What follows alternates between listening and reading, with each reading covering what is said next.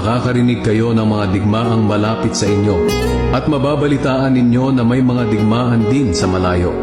Ngunit huwag kayo matakot. Kinakailangang mangyari ang mga ito, ngunit hindi pa ito ang katapusan.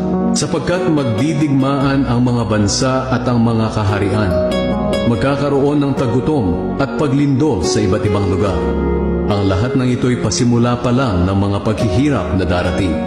Sa panahong iyon, kamumuhian kayo dahil sa pagsunod ninyo sa akin. Dadakpin kayo upang parusahan at patayin. Marami ang tatalikod sa kanilang pananampalataya. Kapopootan at ipapahuli nila ang kapwa nila mananampalataya. Lilitaw ang maraming huwad na propeta at marami ang maililigaw nila. Lalaganap ang kasamaan at dahil dito, manlalamig ang pag-ibig ng maraming mananampalataya. Ngunit ang mananatiling tapat hanggang sa wakas ay maliligtas.